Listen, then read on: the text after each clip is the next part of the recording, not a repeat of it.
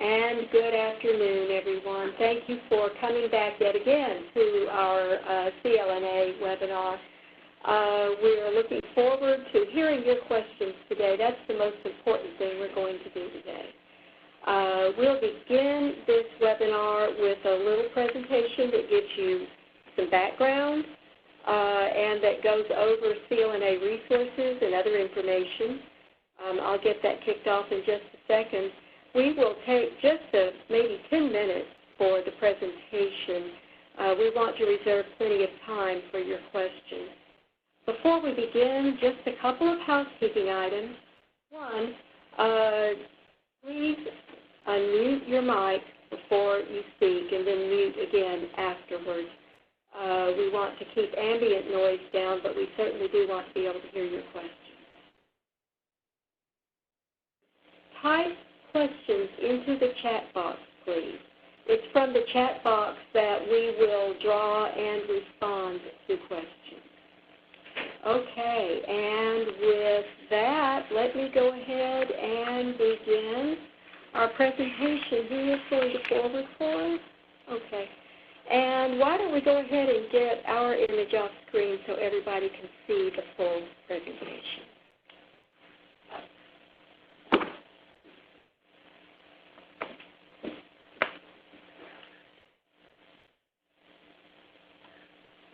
Okay. Thank you, Sherry. Okay. Our CLNA resources. And let's go to the first slide. It's not advancing. And it's not advancing. Let's see if we can do it manually.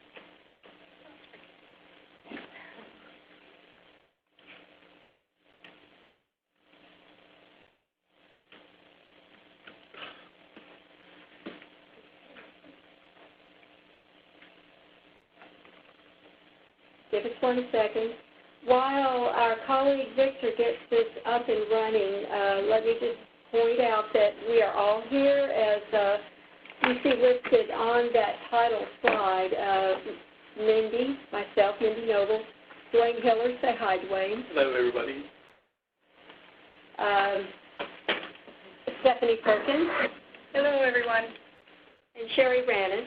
Hi, everyone.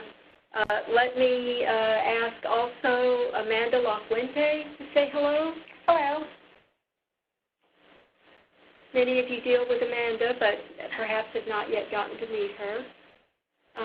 Are we still working on the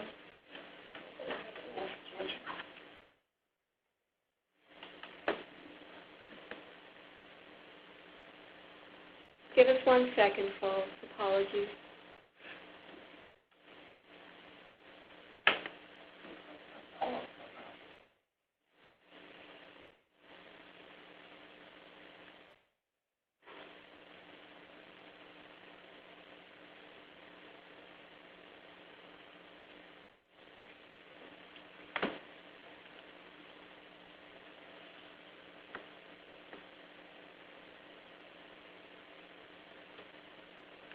There we go. Dwayne, whatever you did, keep doing that. Mm-hmm. I think it should work, yeah.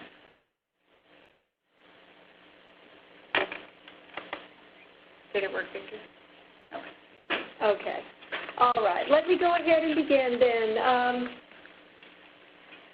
This is the statutory purpose stated in the Perkins Act.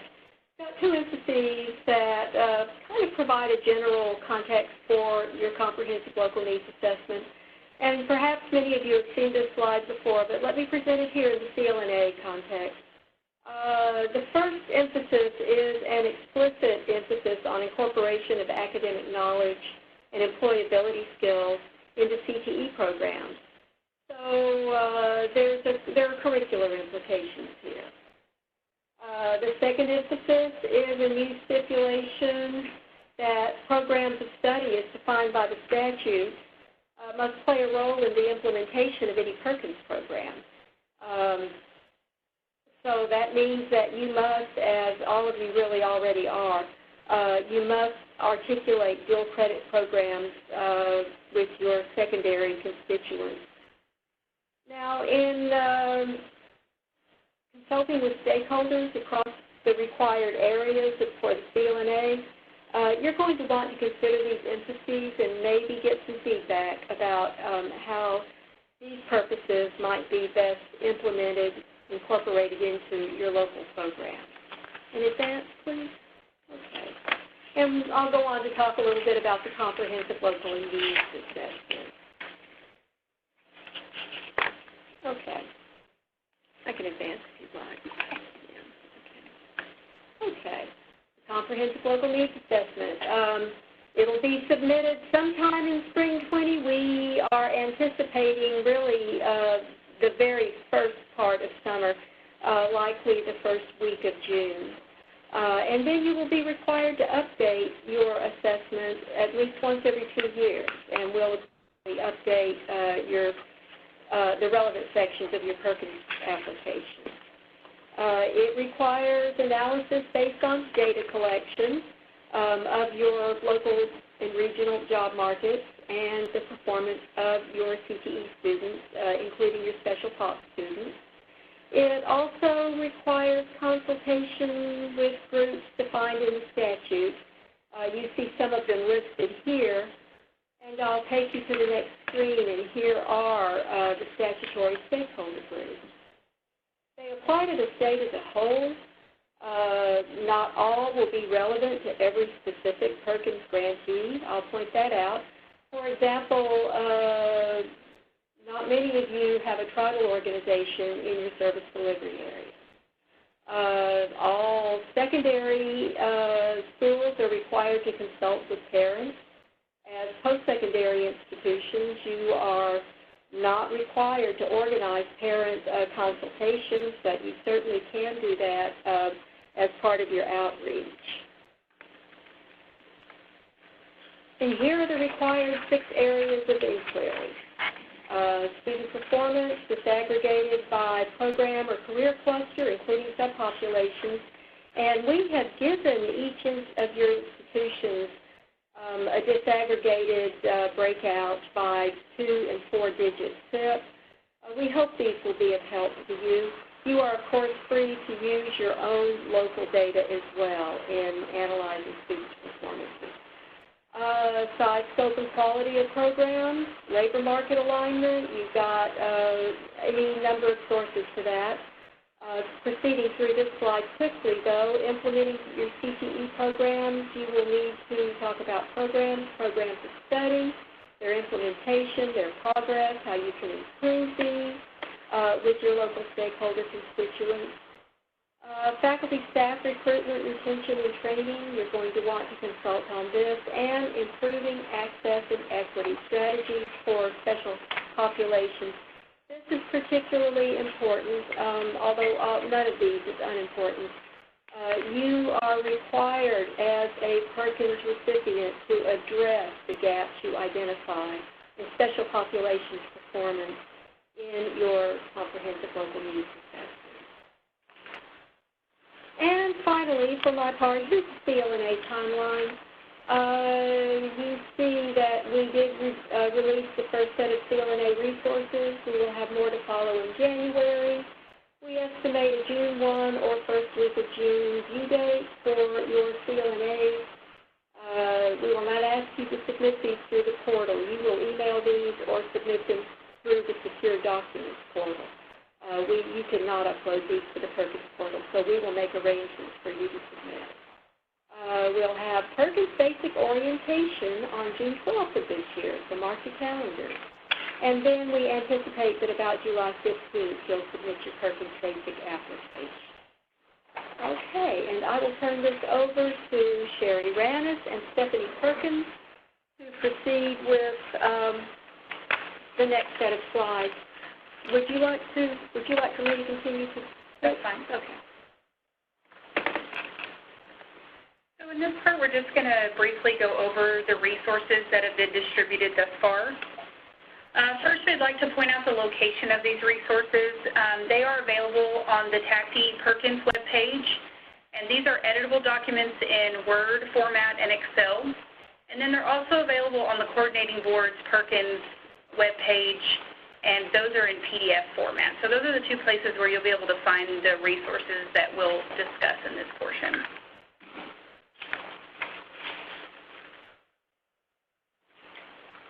The very first document that we wanted to discuss with you is the CLNA instructions, which is basic guidance on how to organize and put together your CLNA. We're hoping that this gives you very brief, very succinct help in terms of how you put together a task force, how you set about planning what you're going to do, how you're going to gather your data and evidence and stakeholder input, how you're going to undertake your analysis, and how you're going to end up writing the final CLNA narrative that's due in June. The CLNA instructions, as Stephanie just pointed out, are available on the TACD website and on the THECB website. The next piece, or next tool we wanted to introduce to you is the CLNA analysis matrix. It is a sort of a one-stop location where we're hoping you could use it in a sense to gather everything together. It's broken out into the 6 CLNA areas of inquiry that Mindy outlined, and under each topic of area of inquiry, there are key questions that we hope will help guide you as you're doing both your data collection, data review, and analysis. The analysis matrix is on our THEB website, but the only editable version is on the TACD website. That's because THECB has got very high standards for accessibility, and this particular document, complicated matrix, doesn't become accessible very easily. So we have a PDF version on the THECB website and an editable version that you guys can download on the TACD website. The CLNA narrative template is a very simple outline for and a suggestion for how to write and compose the actual CLNA. So it's a write-up of everything that you've gathered together under the instructions and put together in the analysis matrix. And it is, what we have basically done is set it up so that we've given you some suggested pages, some suggested headers and subheaders, and it is located both on the TACD and the THECB website. So this next part is the reports that we have provided to you all. And as Mindy mentioned, you all should have received by institution an Excel sheet with 2-digit and 4-digit zip code information on special populations. And it covers 3 cohorts of students over the last, is it 5 years? A 5-year period. Yeah, and those all were sent out to everyone on November 14th.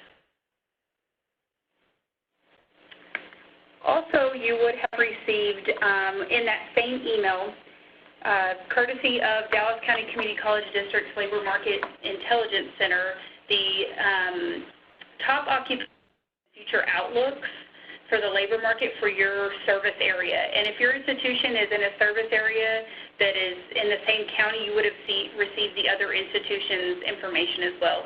And again, that was sent on November 14th. If you're wondering, I'm sorry, this is you. Oh, it's okay. Go right ahead. That's okay. And then we also made available to you all the stakeholder questions that we posed during our regional stakeholder meetings. We made those PowerPoints available to everyone so that you would see the various questions that we asked each one of those stakeholder groups, and that PowerPoint's available on the TACD and the coordinating board website as well. Here I am.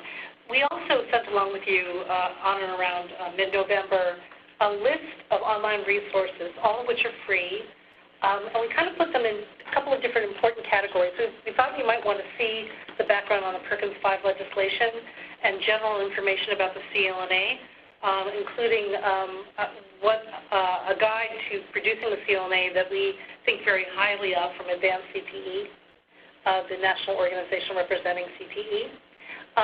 But the online resources also include references and information about how to set up your stakeholder engagement. It provides a variety of labor market information resources. We've given you short descriptions of those different options, national and state level labor market information resources, in addition to what you already got from DCCCD's Labor Market Information Center. And there's also a variety of different documents that have information about equity and access in the Perkins context, which we thought might be helpful for that section of your CLNA. This list of online resources is on both the TACD and THECB websites. Finally, and we're very excited about this, we asked 4 colleges, colleague colleges in Texas, to go ahead and create and work on a CLNA. And Northeast Texas Community College, Trinity Valley Community College, North Central Texas College, and Lone Star College District all agreed to go ahead and do this. And our kudos and our deep appreciation at how to compose a CLNA, and they also, by the way, looked at all the tools we've just reviewed with you. And what we're hoping to do is to be able to release to you these 4 model CLNAs as samples in early January. And as well, going to the next slide, our colleague institutions also created manuals of how they did what they did, how they put together their CLNAs. And so we at the coordinating board are planning to either create and release either a consolidated manual or several manuals, depending on what our colleague institutions did, to share with you as well in January. So you'll be getting basically 4 model CLNAs and a manual or manuals that describe how these model CLNAs were put together. We're very excited about this and hoping that this will be another set of important tools and resources for you all. And we do want to let you know that we're going to have some additional resources available. The first one here is we plan to start a running FAQ that will be updated on a weekly basis on the coordinating board website. It'll be an evolving document. It'll start from this webinar today. We will take the questions that are posed here and the answers and just start a running document. As we hear from more folks in the field that have more questions, we will just update that document. And that brings us to the second thing about a prompt turnaround. When you ask your Perkins advisor for your grant any questions, we plan to get a prompt turnaround to you on all of your questions. And then if you're stuck on any labor market analysis, we may be able to assist you with more help. We do want to encourage you to use LMI.com, the Labor Markets Intelligence Center that's offered through Dallas County Community College District, your local workforce boards, labor market data, any approved state WIOA plans.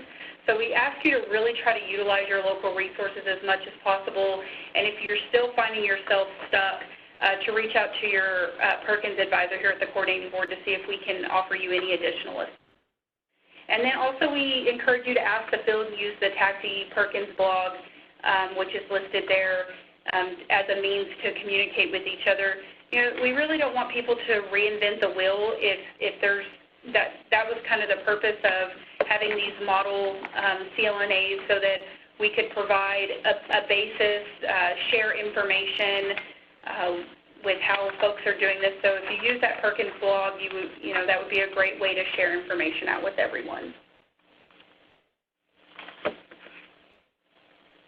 Okay, and we move into questions and discussions. Thank you all. This part of the webinar really is yours. We will ask Dwayne Hiller to moderate and read questions from the chat box as they come in. And we have one. Dwayne, would you like to read it to us? I have a question about, is the format of the CLNA a THECB product or something handed down from the Fed? Okay, thank you. Yes, go ahead. I believe the requirements are in the Fed's document, but the actual format is pretty much left up to the college. And that's the document that we'll be working on, is describing the format or a sample format that colleges can use. That's correct, Dwayne. The content is federally dictated. And you've got, I'm sure all of you have copied Section 134 that, lays out what you shall say. The format we're suggesting has been developed by PHECD as a guideline to you. Each state is developing local resources for CLNA colleges and secondary schools, based on what the state sees. So we want you to use these resources as a guideline in formatting your own CLNA. If you have feedback for those, we consider these living documents. We are glad to revise and update the field as we receive feedback on, say, the template or the matrix. Okay, do we have another question? We're waiting for them to come in, folks. Don't be shy. I'm wondering if we need to unmute the line so that people can, if they want to ask. No, it's nothing we do here. It's up here. And also, if you'll make sure to post your questions in the chat box and not the Q&A, that would be great. Also, we're about to unmute everyone's line, so if you don't have it manually muted on your side, you'd want to do that. And if you want to ask a question, mute your line and ask in that kind of manner.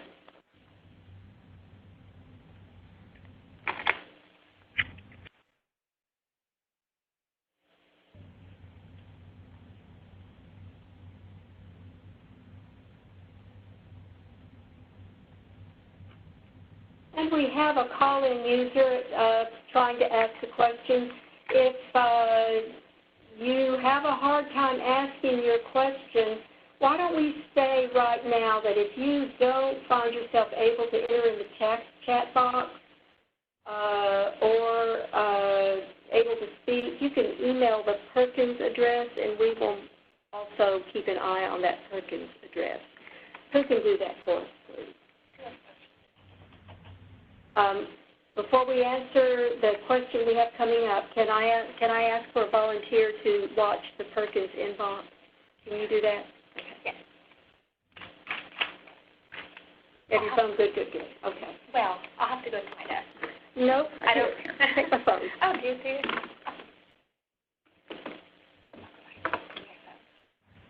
There we are. Okay, next question is from Alamo Colleges, and they're wondering, do they do it by district or by individual campus or college?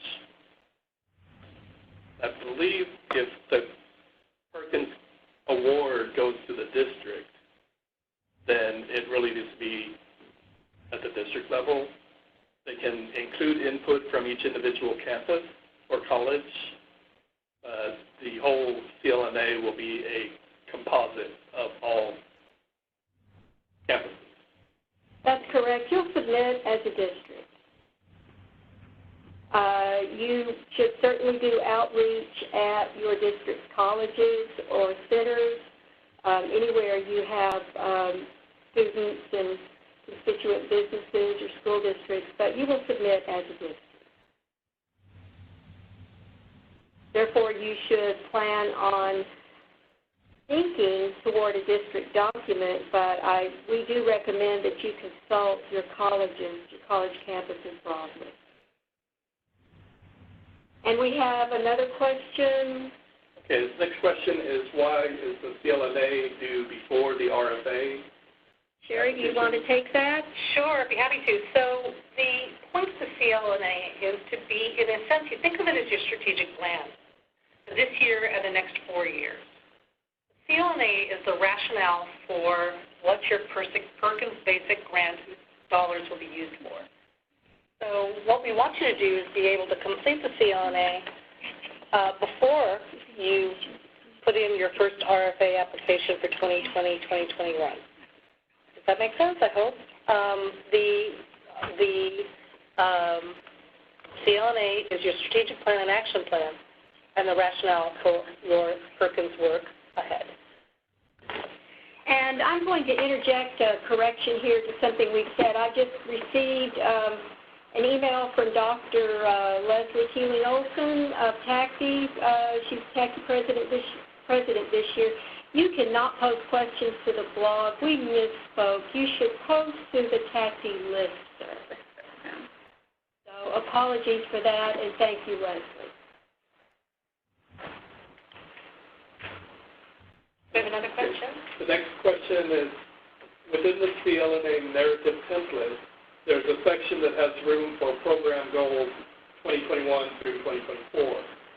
Are institutions supposed to plan through FY 2024 or just 2021 and 2022? And the answer is you are to plan for all 4 years. That will be covered by the state plan. And for the 4 years, that will have performance measures for the 4 indicators. Now, can you plan accurately 4 years out? Probably not. That's why you have the opportunity to revise it. And along with that, your program plan through your application. You should project forward a strategic plan for your CTE programs and for serving your students, including your special population students. You may update your application every year if you so desire. You may update your plan every year if you so desire. You must do so at least every 2 years.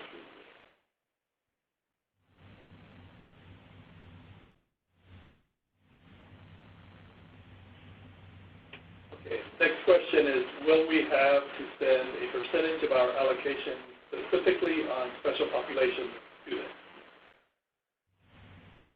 If gaps are identified by your CLNA or through your CLNA analysis, yes, you must use Perkins funds to address those gaps.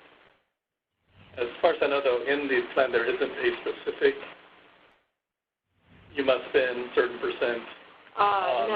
No, there's not a specific percentage requirement, but you must have a programmatic plan with Perkins dollars committed to addressing those gaps. You may also, of course, as always, commit your institutional dollars to these special populations performance gaps as well. What's our next question, Dwayne? Okay, is there a minimum amount of stakeholders that we involve? She wrote a second question right underneath Leslie. Yeah, a full question, yeah. Is there a minimum amount of stakeholders that we have to involve? As we mentioned, parents were not required. When you say, I'm going to need some clarification, when you say a minimum amount, do you mean a minimum number? If that is the case, I would have to answer no. We want you to seek robust input from your stakeholders, but we certainly can't require that you have a certain number. If you're talking about, yeah. Otherwise, if you're talking about categories you need to address, then I believe all of them, unless they're not relevant to your particular district.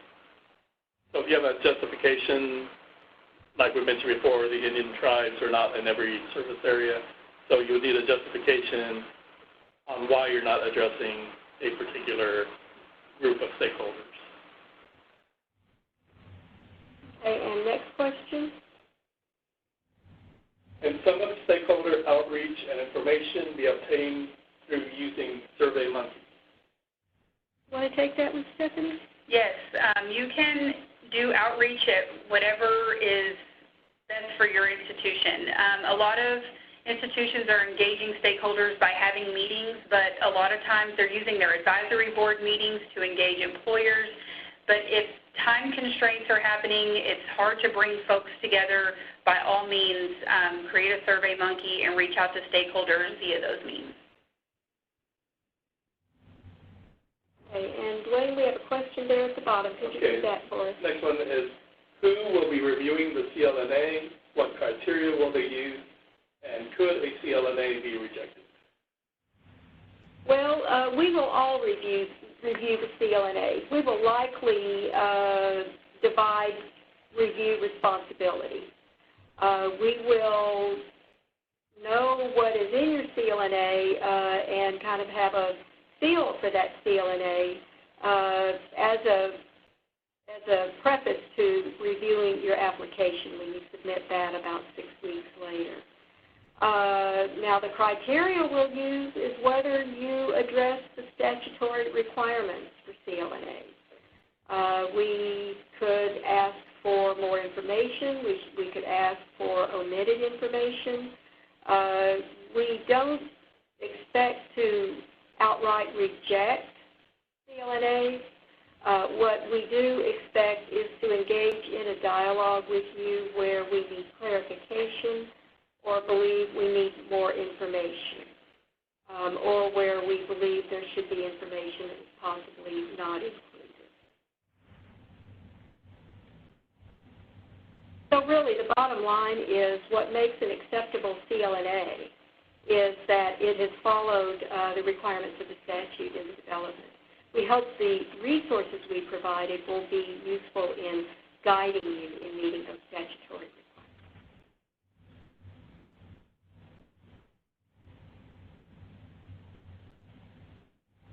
Okay, next question. Will feedback be provided on the submitted CLNAs prior to the final submission of the application from THECB? And what would be the turnaround time for feedback if it is provided? And I'll be candid. This is not a question we've considered yet. We would welcome your input to us by any means. You might, for example, email your grant advisor about the sort of feedback that would be useful to you.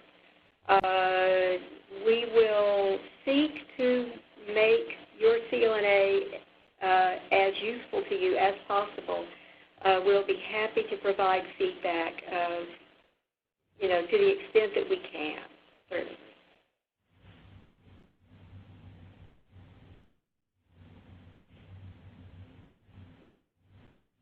And we have a caller speaking that we cannot hear. I think it's us.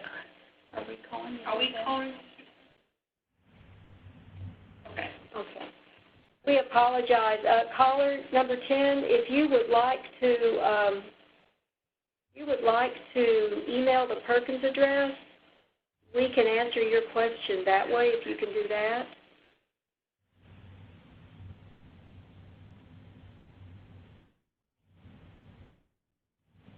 Victor, is something turned down that can be turned up? Probably on their side. Okay. Either the mic is not turned on.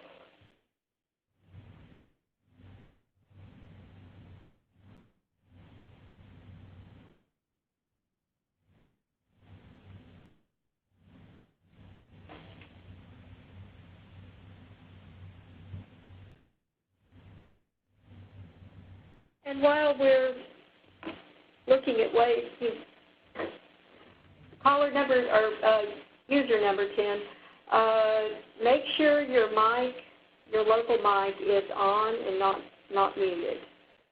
That's the advice we're getting. And while we are waiting for further questions, let me just comment that we are, we're all doing this grand experiment together. We have never conducted stakeholder meetings before across the state. Colleges have never had to do a comprehensive local needs assessment. We really are walking shoulder to shoulder with you in this. So we're defining how we will respond to your CLNAs as we walk forward here. I want to emphasize that we want that response to be useful to you, and we want you to submit compliant CLNAs, and we want to do everything we can to help you submit CLNAs that will fully require the statutory requirements. So we're here to be of assistance to you. We want you to know that you are key to us in assisting us in making this most useful to you. And we have another question. Okay, and to rephrase this question, can the questions within the CLNA matrix be revised if necessary? Those questions are suggestions to you. They're guidelines. They're not firm beyond that. You certainly may revise those to make them more useful to you locally.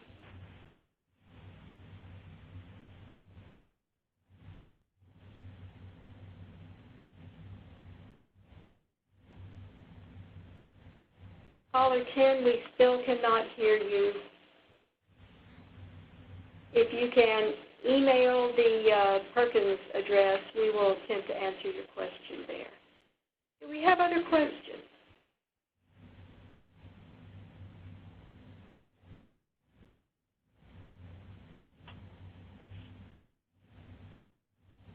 And let me just say, as we're waiting for further questions, what we have posted here today will form the first set of FAQs that will go onto our website. And as Stephanie talked about earlier, we will keep a running list of FAQs that you ask.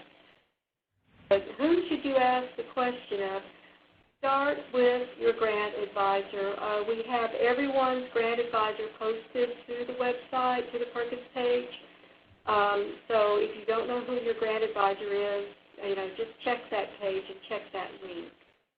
And we will give you prompt turnaround, and we will also be compiling and responding to questions via the FAQ sheet as we go.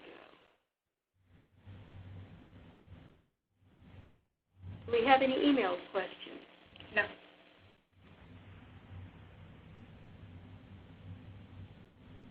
Okay, there's I guess a little reminder or announcement.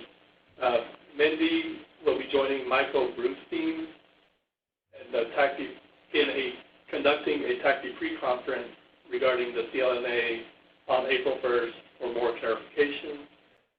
Again, you might want to go to the TACTI website, www.tacti.org, and look to register for that pre-conference if you're interested in attending that. Okay, we have a question about the Labor Market Intelligence Center that is a part of Dallas County Community College's resources. The request is that we repeat what we said about LMI. Would you like to start that and I'll chime in? Sure. Okay. So the LMI data that was provided to you was free from Dallas County Community College District. We commend them for giving that information to you all. They are available on a fee basis. You would need to reach out to them. In the email that was sent that had the LMI data in it, there was some contact info from the website. If you go there and reach out to that group, they can talk with you about what other resources they can provide to you on a fee basis. So Labor Market Intelligence Center is available at a for-fee basis for consultation.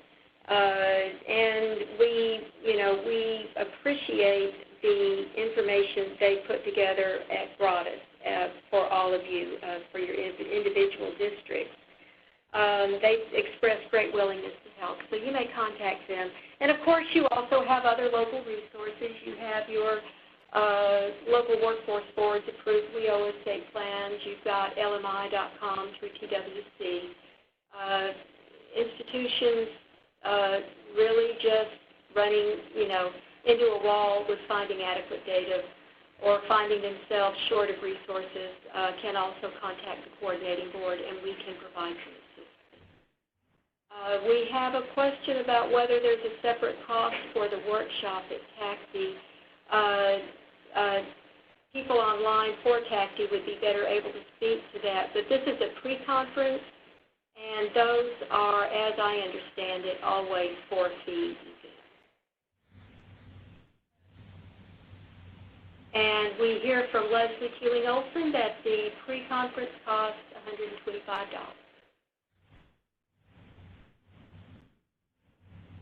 Now, I will state that I'm on hand to be a resource to institutions at the CLNA pre-conference.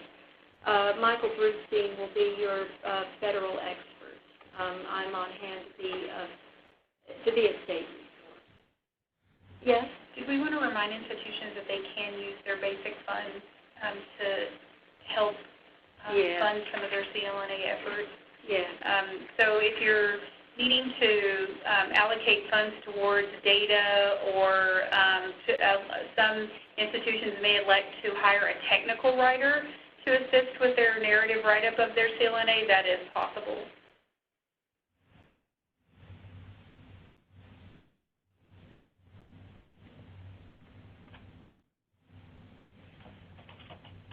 I wish we had two-way questioning going here. I would love to know how many of you are already well into CLNA, how many of you are getting started, how many of you are still in the planning stages. We know that that's going to differ across the state. And wherever you are, please bring your questions to us and also use each other as a resource. The TACI listserv, the Perkins listserv that TACI operates should be a very valuable resource to you. We have the question, can we use this year's Perkins funding for CLNA? The answer is yes, ma'am, or sir. You certainly can use your programmatic funds to support CLNA costs. If you don't have CLNA in your budget, all it takes is an amendment or email notice, depending upon the scope and the cost. But yes, you certainly may use your Perkins programmatic funds for CLNA costs.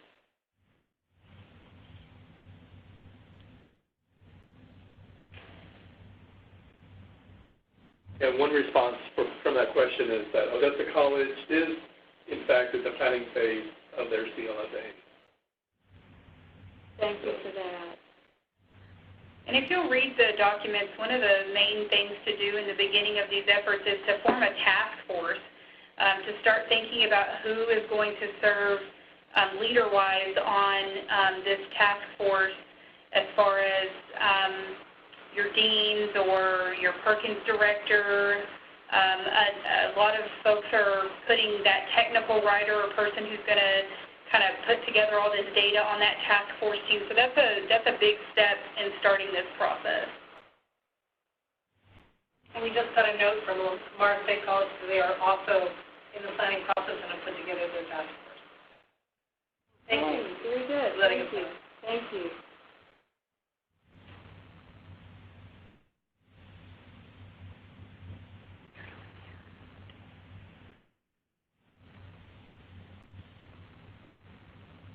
Well, I know we had set some, I guess, deadlines or estimated by dates to have your CLNA ready.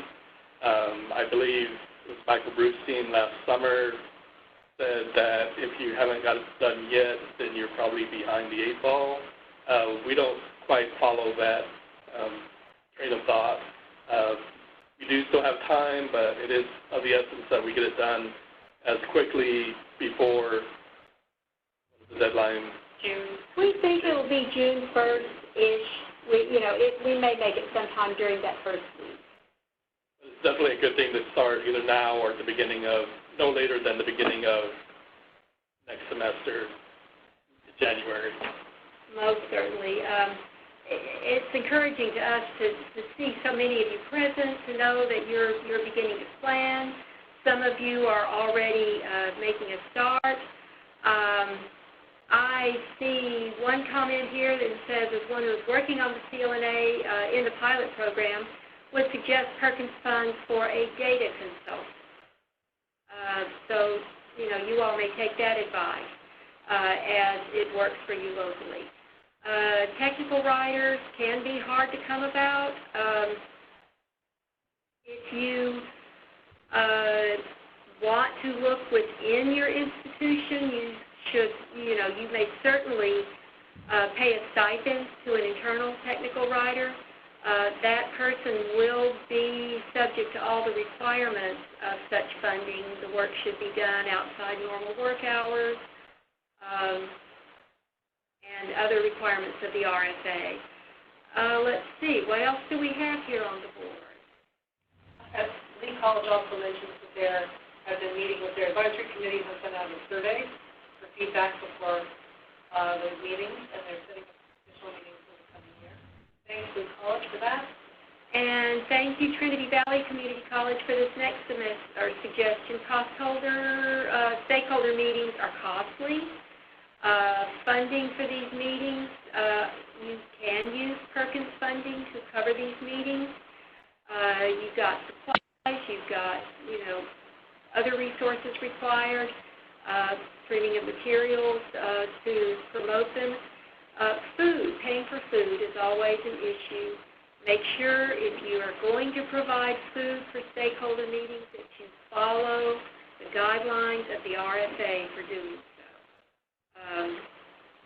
And we will consider those on a case-by-case basis, but if you are going to use federal funds for food costs, you must fully justify it based on the RFA.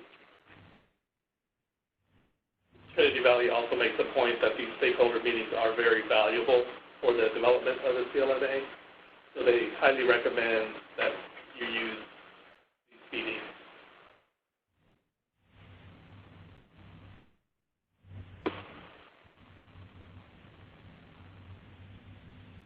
Do we have other questions now during the webinar time? I might add that we hope to not only produce a fact for you based on this chat, but also a recording of this webinar will be posted on our site. So for those of you who have colleagues who would like to review the CLNA tools and resources that we've been talking about, hopefully it will be available to you.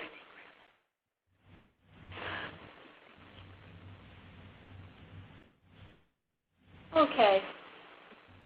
As we enter the last minutes of the webinar here, we will begin to wrap this up. If we have no more questions, please ask them if you do have them.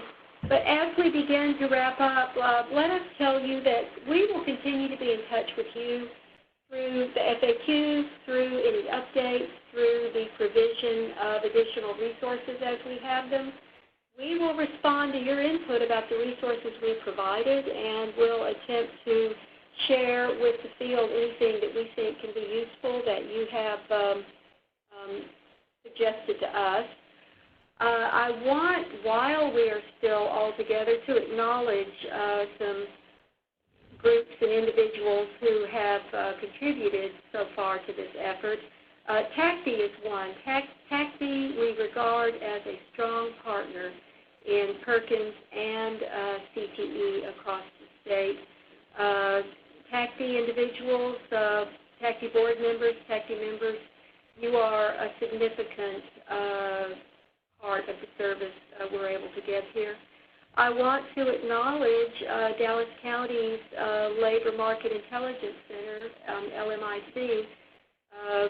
We are grateful to the labor market data they provided in overview format to every college in the state that we were able to share with you earlier this month. I also want to acknowledge our own agency's Strategic Planning and Funding Division, known to us as SPS internally. Diane Ergel and others in that division were very quick to develop special populations data as far down the programmatic level as they could break it, to the 2- and 4-digit SIF level. And it's part of the overall support that we hope this agency is able to give you as we go forward. Is there anything else we can add or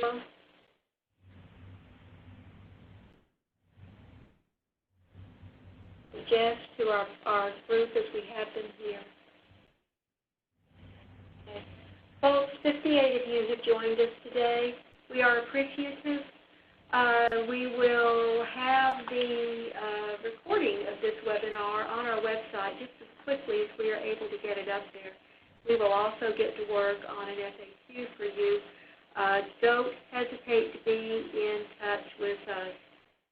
Let us assist you wherever possible. And there being no more questions, I'm going to call this webinar a little bit early. It is 2:50, 10 minutes till 3. Thank you all very much for your time today. Let us be in touch with you. We hope you will be in touch with us. Thank you again for attending.